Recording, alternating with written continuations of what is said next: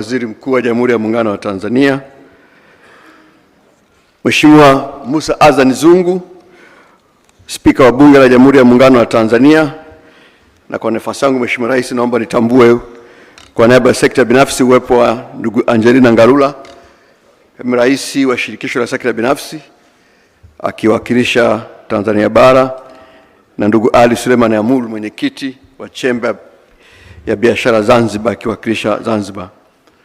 Mheshimiwa Rais, kwa niaba ya kamati ya maandalizi ya mkutano huu maalum, na kushukuru kwa maelekezo yako uliotupa ya kuitisha mkutano huu. Tunakushukuru pia kwa uamuzi wako na maelekezo yako kwamba mkutano huu ufanyike hapa Ikulu.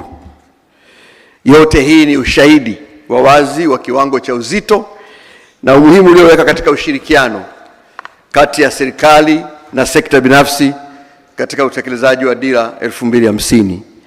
Ninamshukuru Mungu kwamba mimi na wenzangu tumeweza kufanikisha utekelezaji wa maelekezo yako ya kuitisha mkutano huu muhimu. Mheshimiwa Rais, kwa mujibu wa ratiba ya mkutano huu, nimepewa kazi mbili tu. Kwanza nitoe salamu, na pili nimkaribishe Mheshimiwa Rais wa Zanzibar na mwenyekiti wa Baraza la Mapinduzi ili atoe salamu zake na hatimaye akukaribishe kuzungumza na hadhira hii na taifa kwa ujumla.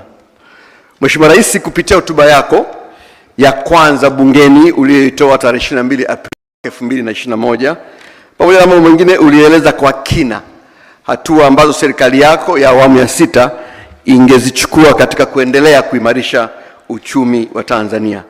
Hatua ya kwanza kabisa ilikuwa, na hapa ninakunukuu, kuboresha mazingira ya biashara na uwekezaji nchini ili kuivutia sekta binafsi kushiriki vizuri kwenye shughuli za kiuchumi.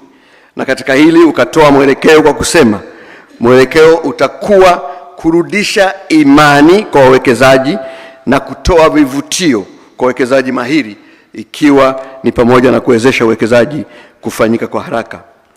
Na katika kutekeleza mwelekeo huu, katika miaka yako mitano madarakani, Mheshimiwa Rais, sambamba na Mheshimiwa Dr. Hussein Ali Mwinyi, Rais wa Zanzibar na mwenyekiti wa Baraza la Mapinduzi, mmeongoza mageuzi makubwa yaliyoboresha mazingira ya uwekezaji, kuimarisha imani ya wawekezaji na kufungua uchumi wa Tanzania, kama ambavyo wawekezaji na wafanyabiashara wenyewe wameeleza hapa kupitia taasisi zao. Mheshimiwa Rais, hivyo basi salamu zangu za kwanza ni kueleza hadhara hii kwamba matokeo ya utekelezaji ya maono yako hayo yameanza kuzaa matunda, na kama nilivyosema wengi wameeleza hapa. Naomba nitoe mifano miwili tu.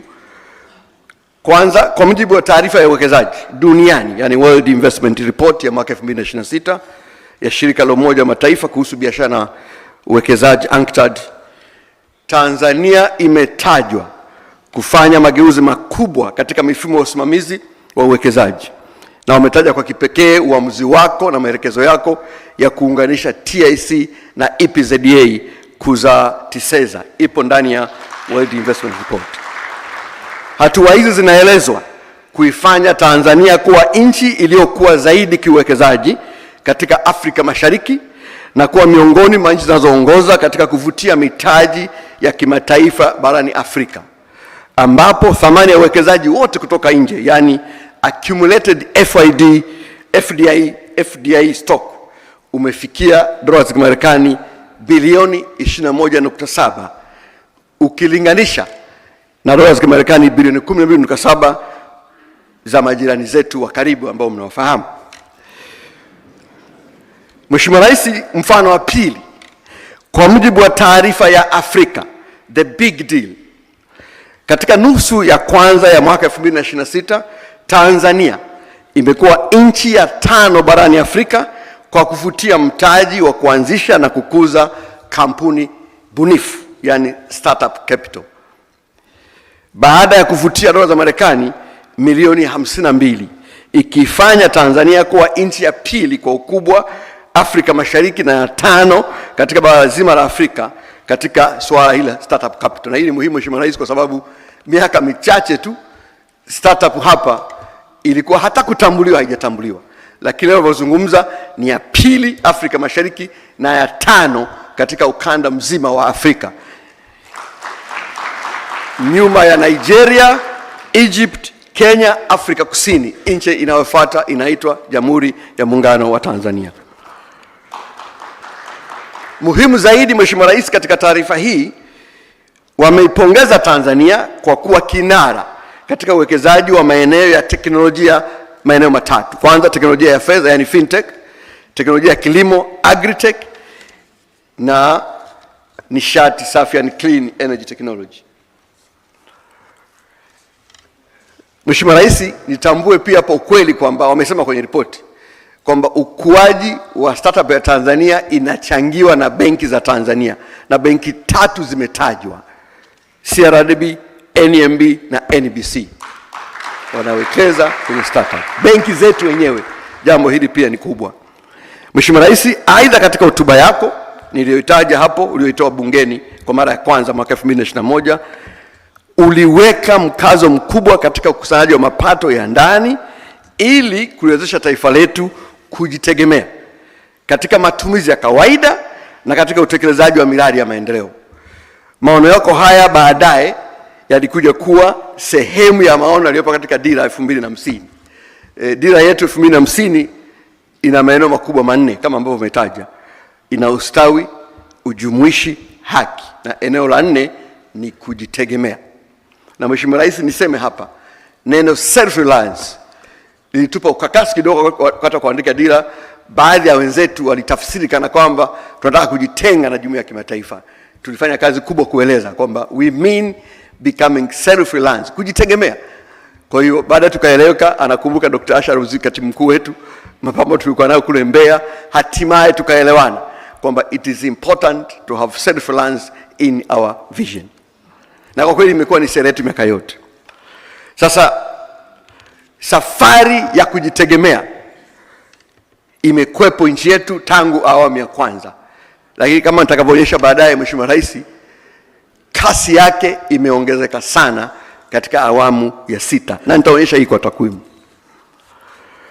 Na njia nzuri ya kuonyesha ni bajeti ya serikali.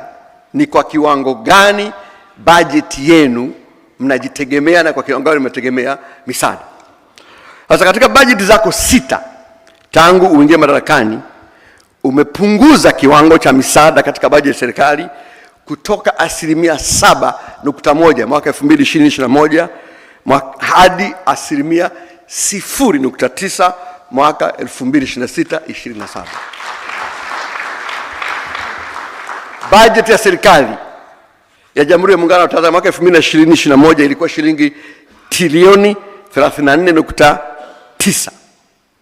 Misaada kwa maana grants ilikuwa shilingi trilioni 2.5, sawa na 7.1.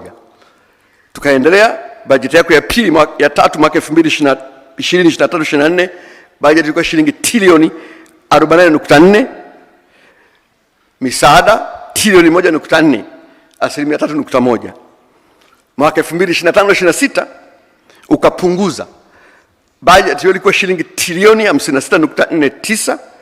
Msaada ilikuwa shilingi trilioni 0.92, 1.6.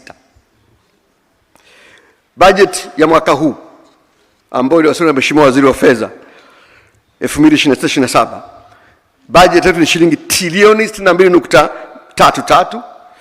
Misaada katika bajeti hiyo is no longer in terms of trillion, ni shilingi bilioni 563.1, sawa na 0.9. Labda kuweka muktadha vizuri, summary fupi, awamu ya kwanza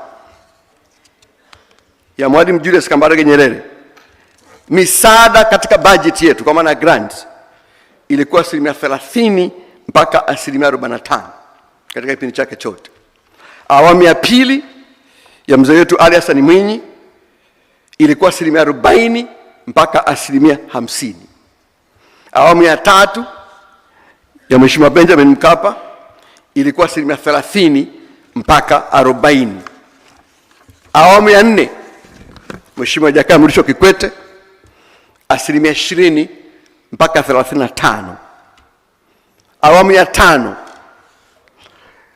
na hapa wenzetu wa nje wameipa jina la economic nationalism, au deliberate uncoupling, na wakasema beginning of the drive for self-reliance.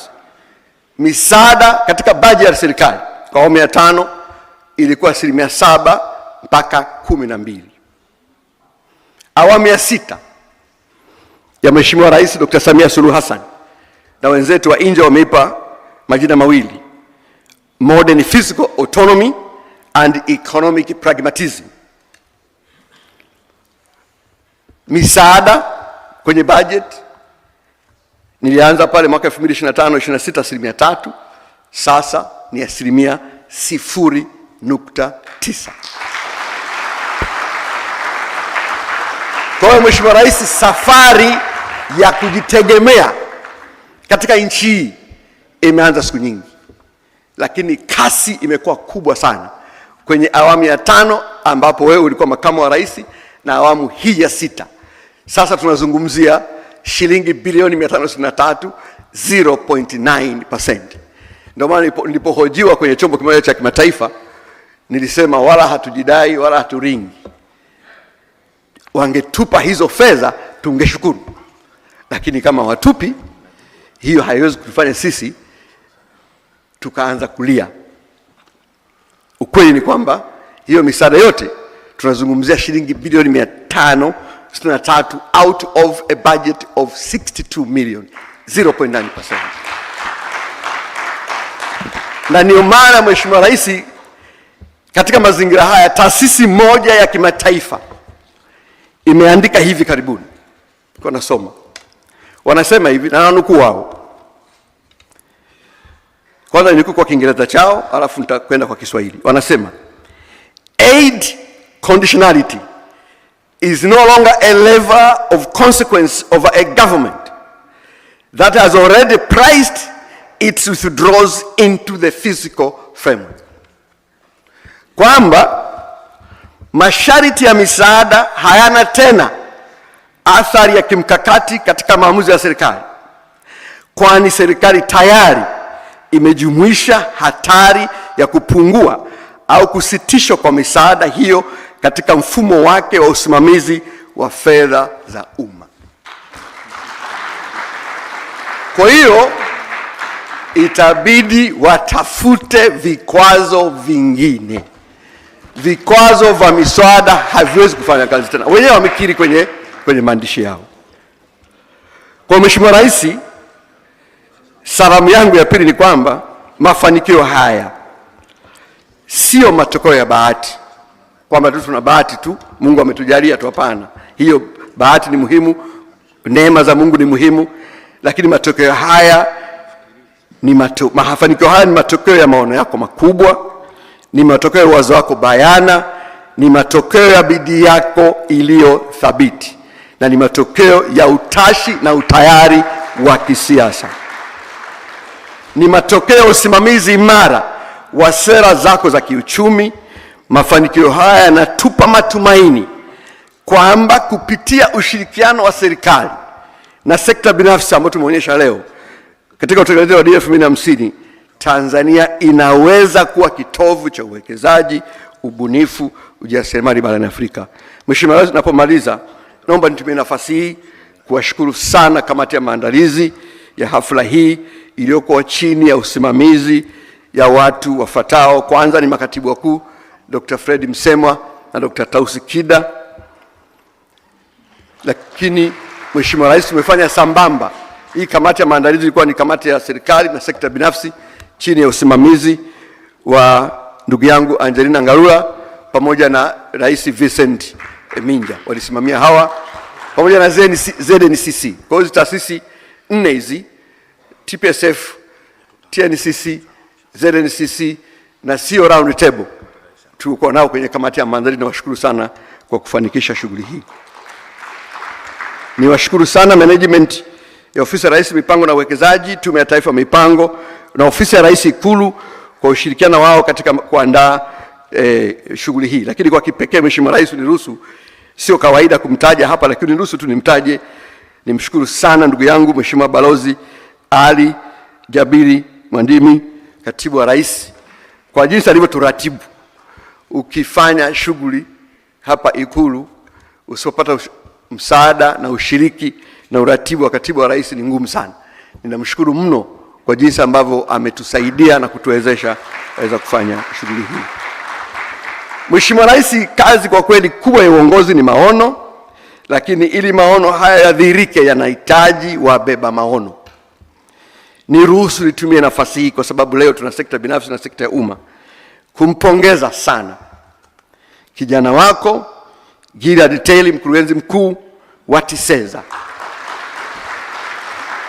Mheshimiwa Rais pamoja na bodi ya wakurugenzi, kijana huyu ambaye ulimteua ndiye kiungo kikubwa sana kati ya serikali yako na sekta binafsi kwenye swala la uwekezaji, na wote hawa wanakiri kwamba management yake na bodi yetu ya TISEZA wanafanya kazi nzuri sana.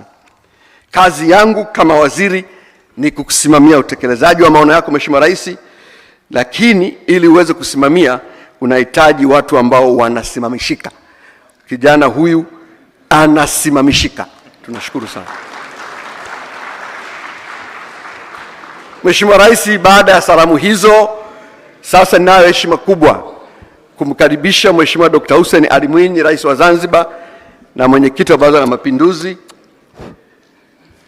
Hapa nimeletewa kimessage. Sawa. Nimkaribishe Mheshimiwa Hussein Mwinyi, Rais wa Zanzibar na mwenyekiti wa Baraza la Mapinduzi.